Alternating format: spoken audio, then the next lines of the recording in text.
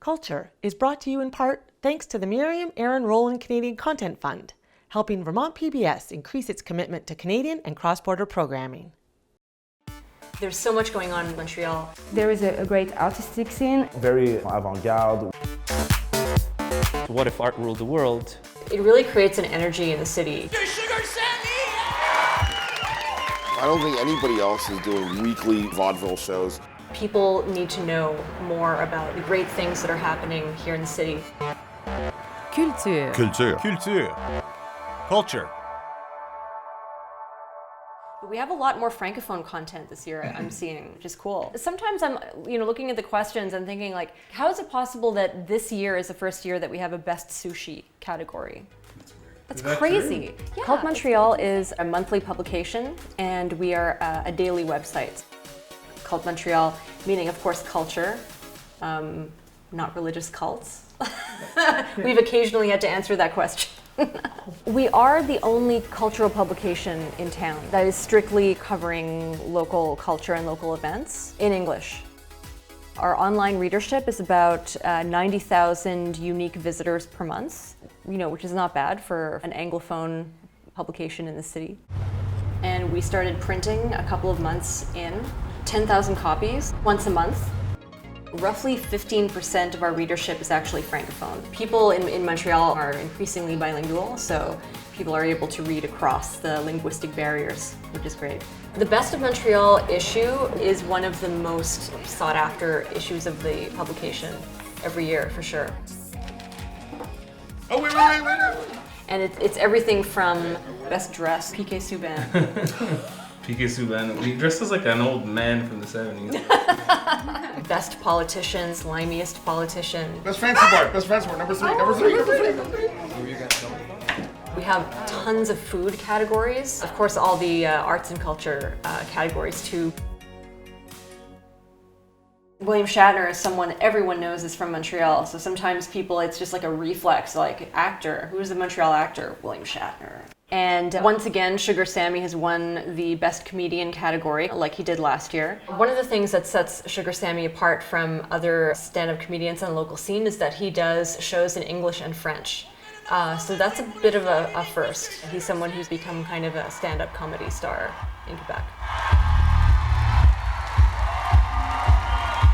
Welcome to the bilingual show. Everybody's like, why? Why a bilingual show? Because we're in Montreal, baby, that's why. Yeah.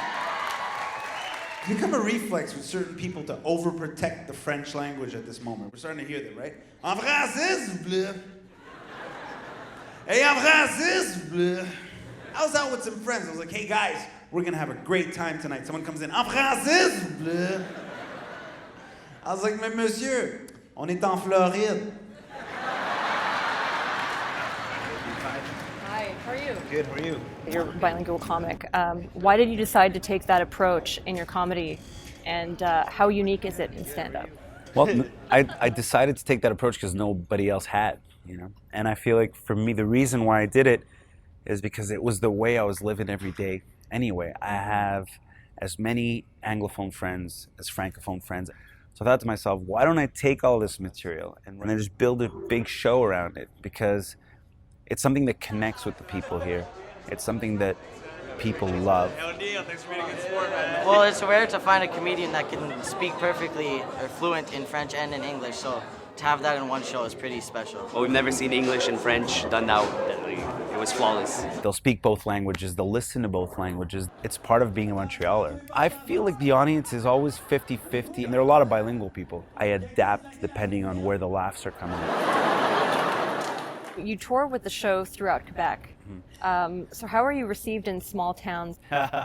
J'ai mis Thetford Mines dans mon GPS. Mon GPS a répondu pour vrai.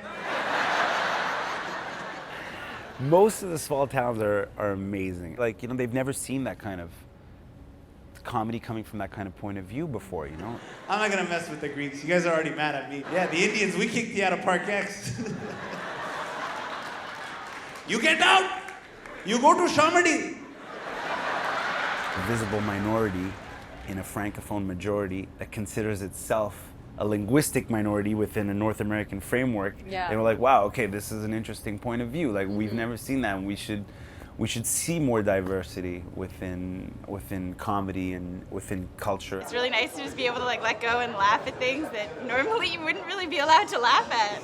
He's diverse. He does it in English, French, Indian. He makes fun of everybody. Most people react well. Some people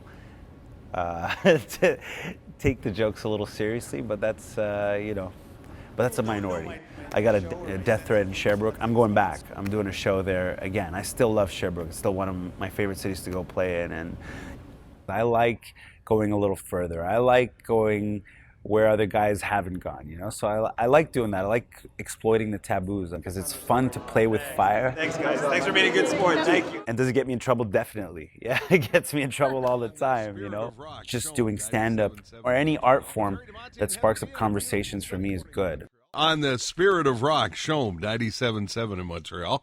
Sugar Sammy is our special guest. Yeah. So how many shows is it now? We're, I think, around the province, almost 300. I remember when we first started this show, we were even thinking about it. A lot of producers were telling us it wouldn't work, and now, 3 years later, 4 years later, it's become a huge hit. I'm going to start doing France soon. So I've written a few jokes about France, and I tested them out on some French friends here, and they're like, yo, they're going to hate you. I'm like, perfect. I can't wait.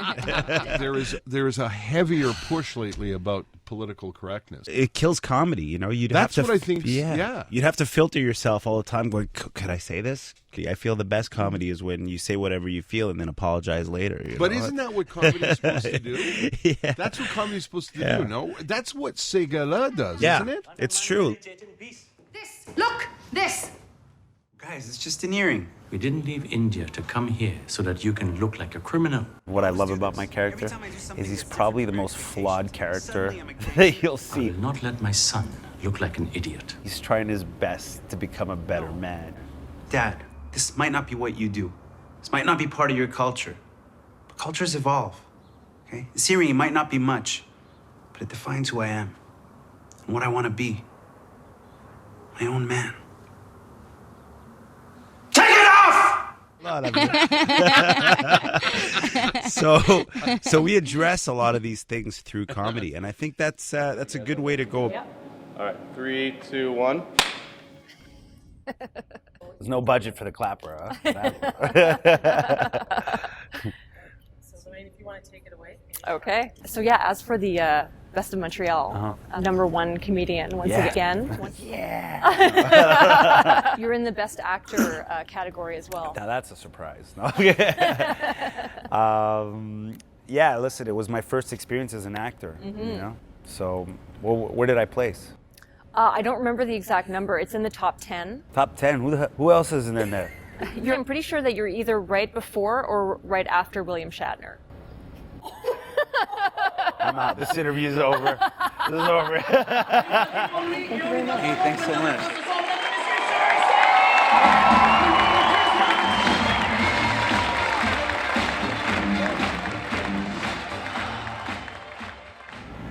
A lot of people come to our site to see the results of our annual readers poll. That's basically an annual kind of celebration of the things we love in the city. We want people to think of it as something that they can look at, as a credible guide to the city and, for recommendations for all kinds of things. We have almost 200 categories, and this is our #1 best chef this year, Dan Geltner. Congratulations on being the #1 chef. Thank you. Yeah, it's pretty exciting. He actually beat out Chuck Hughes, who is a celebrity chef on TV and stuff. So that was a pretty big accomplishment. Take some more. Right. Take some more.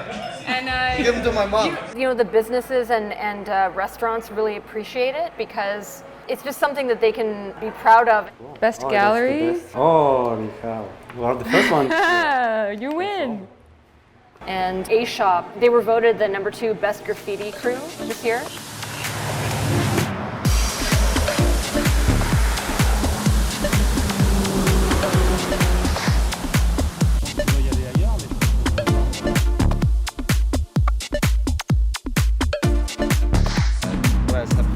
The street art scene in Montreal is very vibrant. We're considered as the kind of mecca for graffiti and street culture in Canada. Something that everybody understands. The general public is not as afraid of it as it used to be. Street art could be anything. It's basically a piece of art and expression that will live in a public sphere, but in my opinion, not in a place that was paid for. I think art should be public. What I'm having a problem with, and I think many graffiti artists have a problem with, is the street art term, because essentially street art is so vague and it's so sugar-coated. It's cool to say street art, it's not offensive. To say graffiti has a little, ooh, yes, it should, because it is vandalism. If it's not illegal, it's not graffiti. It's not so cut and dry, I guess. Just semantics of the words graffiti and street art. Usually when someone says graffiti, they go, oh, graffiti is this stuff, scribbles kind of thing. And then street art is Banksy. For most people, that's as far as they've touched on this sort of subject. Graffiti wasn't art at the time. No one considered it as art. It was a language. Got considered as art later on, became a phenomenon. Street art in general, if I'm not mistaken, is the most profitable form of art right now in terms of contemporary art. It's what's selling the most around the world. The most stupid question that I hear over and over again is like, well, I really like what you guys do, but I really hate the guys who do tags everywhere. That's disgusting. And that to me is the most insulting thing ever, because that's where that art form originated from. I just can't understand how someone can really, really, really love apple pie and have no appreciation for apples. So when we see kids doing vandalism or expressing themselves, taking a spray paint can and letting these colors rip on these trains or whatever it was, that's what forged these beautiful murals we're looking at today. People, first of all, call graffiti anything that's on a wall. That's number one mistake. Graffiti is a very specific thing. What I do is not graffiti, and it should never be called graffiti. I do artful vandalism.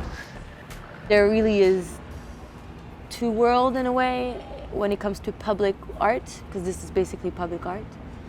There's the legal and the illegal. Whether you're doing either graffiti or street art, it's still seen as something wrong, something dirty, something that's not socially accepted. But at the same time, there's that edginess and that illegal aspect that actually have that validity. Picking your spot, scouting for your spots, and finally putting it up. It's thrilling to some extent, It's part of the risk, it's part of the danger, it's part of the whole process. It's something that, I get off on. We have to be careful of cops and thing is not something that I like.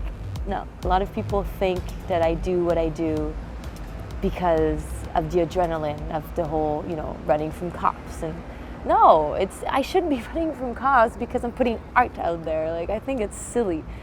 Art should be free and everywhere, and I don't fundamentally think that what I do is bad. I think it's a positive thing. It's a form of freedom, and pure freedom is important in societies.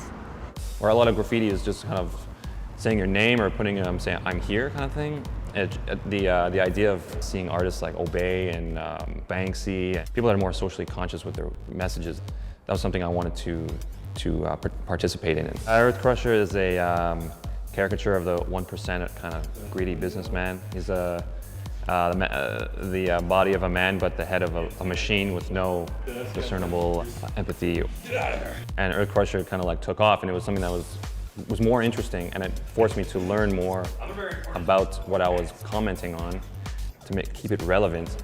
There's an energy that you want to create something and put it out, whereas when it's a gallery, you need to go through a process of approval, and it cuts the energy out of putting up artwork right away. Graffiti and street art is not an end product. It doesn't matter what it looks like. It's the process. It's the fact that kid risked his life, risked a fine, prison, whatever, to write his nickname on a wall. The act is way more powerful than the end result.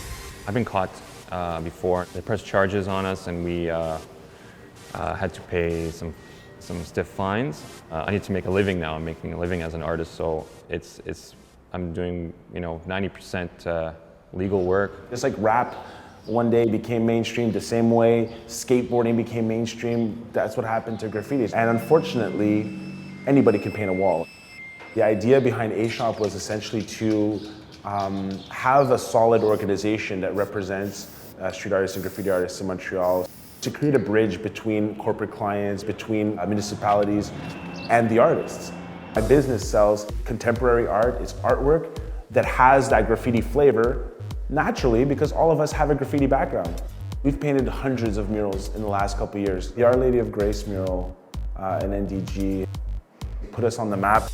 First week we had 7 million hits on our website. The photo went viral. It got picked up in LA, in the Philippines. However, there's still a stigma that people have in their head that, well, since these graffiti writers or these street artists come from the street, therefore they're not necessarily worth that much. And we're still fighting with that preconceived idea that you can pay a graffiti artist a 6-pack of beer and some hot dogs and he's gonna be happy because we gave him a wall.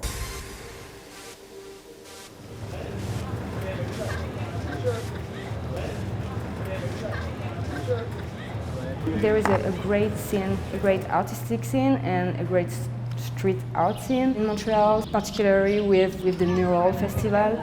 If you can see the Saint Laurent Street, it looks amazing.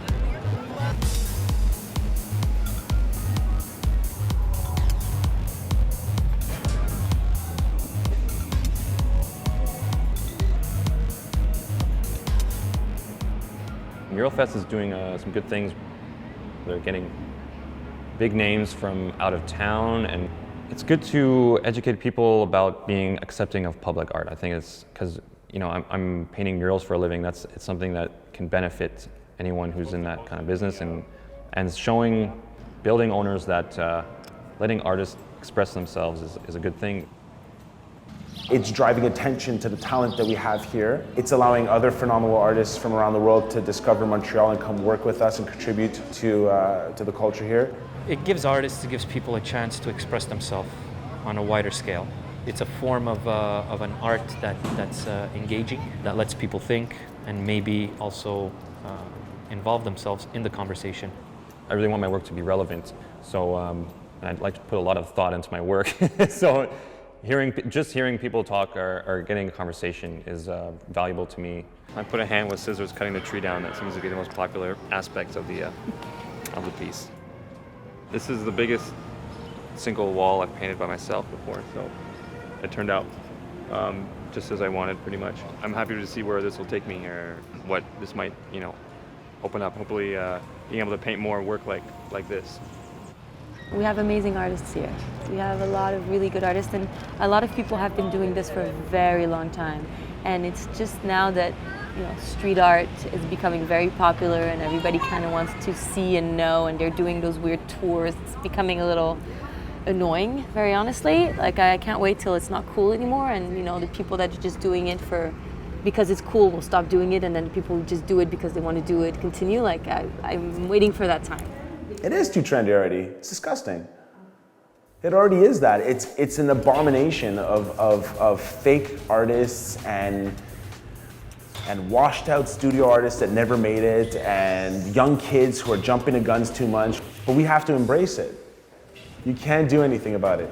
You can't tell punk rock to not go mainstream. All these kids that are doing this because it's cool now, once that fades out, and they're gonna drop it like an abandoned cat. Well, we're not going anywhere. We've been here since the beginning, and we're still going to be here. We'll be here. Okay, so we're in the middle of our distribution. As you can see, we have many papers still in the van, and we have about 200 distribution spots around the city. We do have a couple of stops we could make on Saint Denis on the way down. Hi, just bringing some papers. Just bringing papers. This lady here tweeted at us, "None in downtown yet. Any idea when they'll be here?" Sometimes people will pull it right out of our hands because they've been waiting for it. Fresh off the press, especially this particular issue because it's a highly anticipated issue. We're gonna drop our papers at a new location for us this month, the Wiggle Room. Welcome to the Wiggle Room! Ladies and gentlemen, this is the time to announce our winners!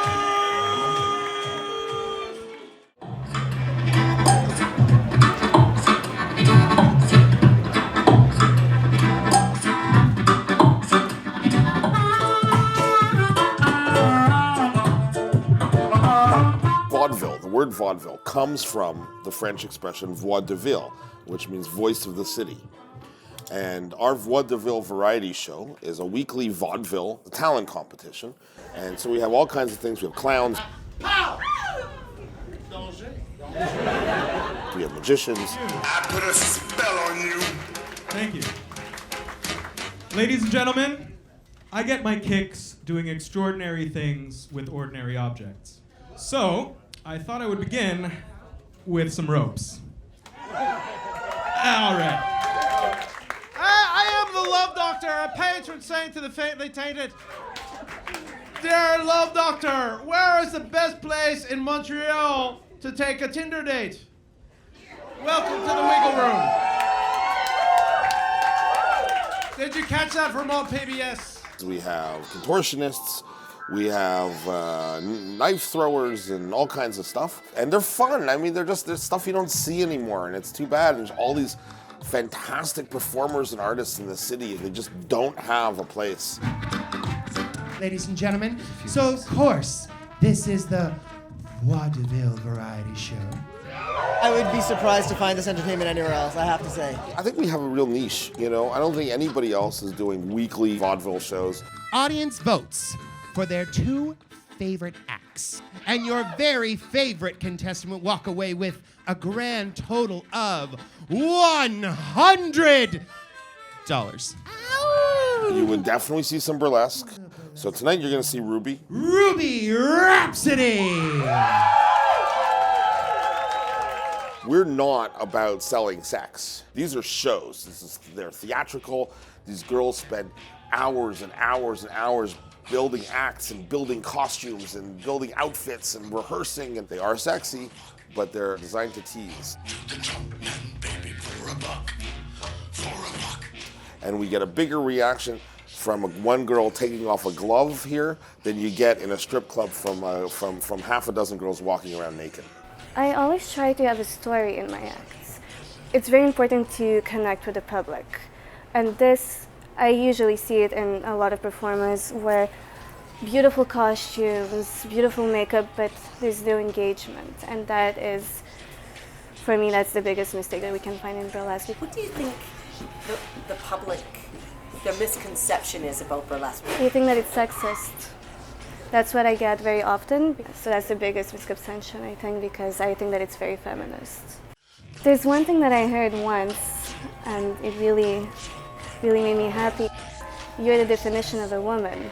And it was an old lady, 75 years old, and I think it was her first burlesque show. That's what I get very often. It's women who come to see me and say thank you because they feel more comfortable with their own body. Who likes Mexicans? Because this guy, he puts the adore in luchador. Tonight you're actually going to see some boylesque as well. Golden Thunderpants will be gracing the stage. There aren't that many, but in Montreal there's been more and more male burlesque performers.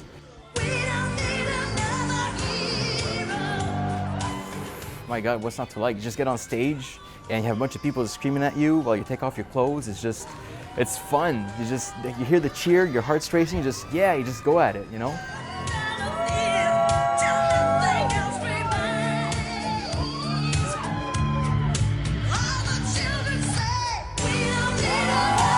I just think about, the stupid stuff I do in front of mirrors and just do it on stage, and that works. I'm a software developer. 2 years ago, I didn't imagine I would be doing this. Oh, it's disgusting! That's the fun part. I just like to make people laugh. Oh, this was a bad idea!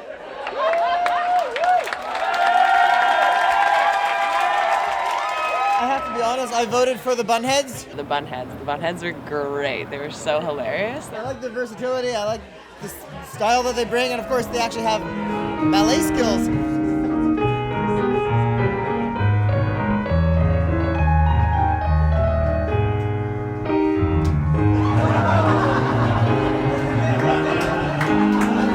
Called Les Bunheads, and Les Bunheads are an alpha female comedy slapstick duet. in which there's fake slaps.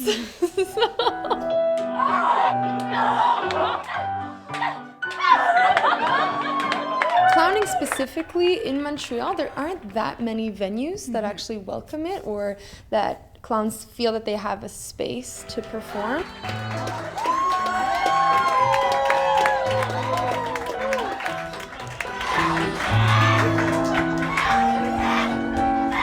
The room, the ambiance. The vaudeville environment with the curtains and the music. And I think for us as performers, we can actually see and connect better with the audience. We can hear their laughter. I think it's great for us clowns. It just proves that clowns still live and people still like us, and it's not like a dying art form.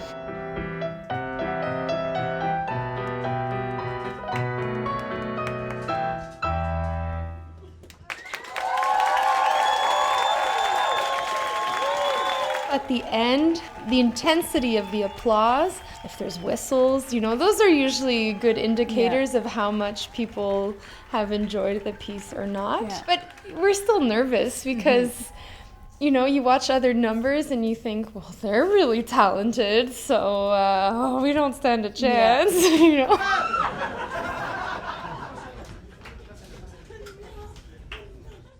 I'm not sure that the public has any conception about a vaudeville show, because nobody's seen one in 60, 70 years. It's like warm and welcoming atmosphere, and you get to see a lot of things that you wouldn't normally see on a regular night out in Montreal. I think the biggest misconception people would have about the Wiggle Room is when they find out that our clientele is about 70% women. I think it's non-threatening. We don't hire women with like a certain body type and a certain look, and this is about the performance and it's about having fun, and I think women really respond to that. I came and I fell in love, and it's a great spot. It's great. There's crazy, crazy performances. It's like almost like a circus performance art. 2, 3. People come here, they just have a great time. This is the time to announce our winners! Our runner-up for the evening. Ruby Rhapsody. All right, ladies and gentlemen, we have a winner. Give it up for the Bunheads! Come on up here, you crazy Bunheads! Just don't think it's as common as going to a club. The acts tend to be a little bit more quirky, but I think it's something that surprises people by how approachable it is. And how do you feel about being number 3 fancy bar? I will take those other 2 down. They're going down. I'm pretty happy about that. We're pretty fancy.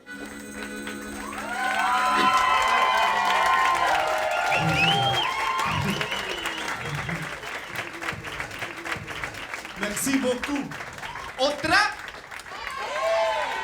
Yuhu. Ay, por la calle. Hay dos viajeros. Hay una chica. Qulture is brought to you in part thanks to the Miriam Aaron Rowland Canadian Content Fund, helping Vermont PBS increase its commitment to Canadian and cross-border programming.